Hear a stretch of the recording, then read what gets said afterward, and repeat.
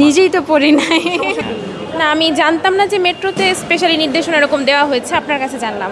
Corona রোগীর সংখ্যা বাড়ছে, সতর্কতায় মেট্রো স্টেশন কর্তৃপক্ষ অনুরোধ জানিয়েছেন মাস্ক পরতে। আচ্ছা, এখন পর্যন্ত হচ্ছে সেই রকম হচ্ছিল নির্দেশনাগুলো হচ্ছিল, কিন্তু আমরা সঠিকভাবে পাইনি। তা অবশ্যই এটা খুবই আমি অ্যাপ্রিসিয়েট করি, এটা ভালো উদ্যোগ। নইলে করোনা তো আরও মানে মহামারী আকার ধারণ করতে পারে। এখন পর্যন্ত তো আসলে আতঙ্কিত হওয়ার মতো কিছু ঘটেনি, মানুষ তো এমনিতেও স্বাভাবিকভাবে আগের চাইতে সচেতন। আমি আসলে করোনার পর থেকে রেগুলার মাস্ক পরি, এটা একটা অভ্যাস হয়ে গেছে। এখন এটা আমার নিজের জন্য, ডাস্ট অ্যালার্জি আছে আমার, তো এখন যেহেতু আবার জিনিসটা নিয়ে একটা কনসার্ন তৈরি হয়েছে, তো আই থিঙ্ক সবার এটা ফলো করা উচিত। আর আমার মনে হয় না আগের যে খুব ভয়ঙ্কর কিছু হবে, আমরা এটাকে মোকাবেলা করতে পারবো আশা করি।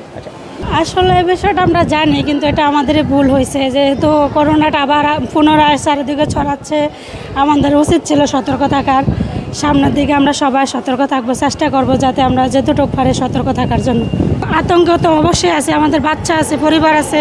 একটা দুর্ঘটনা সারা জীবনের কান্না, তাহলে তো আমাদের অবশ্যই আতঙ্ক আসছে।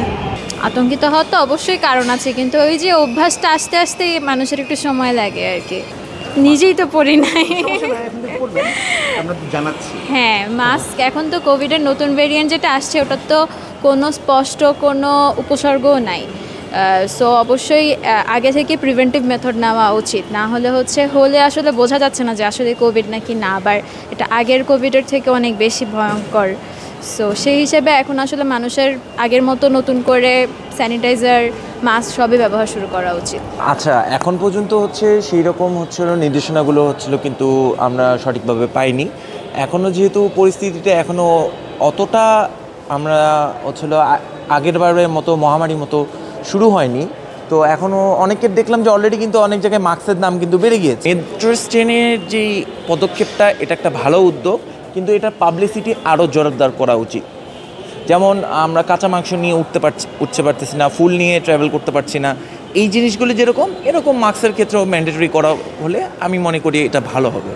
আমি আতঙ্কিত হচ্ছি না, কারণ হচ্ছে আমি যখন মহামারী শুরু হয়েছিল তখন নারায়ণগঞ্জে ছিলাম, তো নারায়ণগঞ্জে একটা রেড জোন ছিল। সো তখন দেখা যায় যে আমরা প্রিকশন যেইগুলো নিয়েছি, আমার ব্যাগের মধ্যে হ্যান্ড স্যানিটাইজার অলরেডি নিয়ে আমি ঘুরছি, মাস্কও আছে, আমি কিন্তু পরি নেই।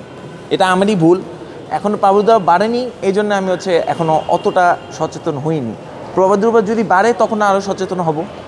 আর সেই ক্ষেত্রে আমি বলবো যে বর্তমানে যেহেতু নতুন সরকার আছে, মাস্কের প্রাইসগুলো যেন না বাড়ে, সেই জিনিসগুলোও খেয়াল রাখতে হবে।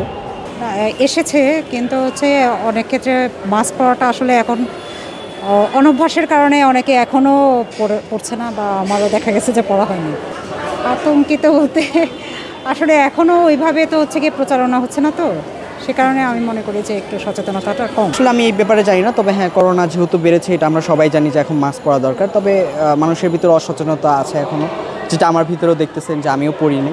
ধীরে ধীরে করোনাটা বাড়ছে, তো আমি মনে হয় যে আসলে পড়া উচিত, সবার পড়া উচিত। আসলে করোনা বাড়ছে তো ভালোই আগে, তবে আমরা অনেক সময় অনেকটা টাইম বাড়িতে ছিলাম, তো দেখা যায় বাড়িতে গেলে সোশ্যাল মিডিয়া থেকে অনেকটা দূরে থাকা হয়, তো সব কিছু মিলে আসলে বিষয়টা জানা হয়নি আর কি। হ্যাঁ, অবশ্যই, যেহেতু করোনা বাড়ছে, গতবার আমরা দেখেছি আসলে এর প্রাদুর্ভাব কেমনটা পড়ে, তো অবশ্যই আতঙ্কিত হওয়ার বিষয়টা আছে। তবে হ্যাঁ, তখন যেই রকম ছিল এখন আসলে ওই রকমভাবে নাই আর কি, মানুষের ভিতর বা আমার ভিতর, যেটাই বলেন না কেন। ইসলাম খান, বাংলাদেশ টাইমস থেকে।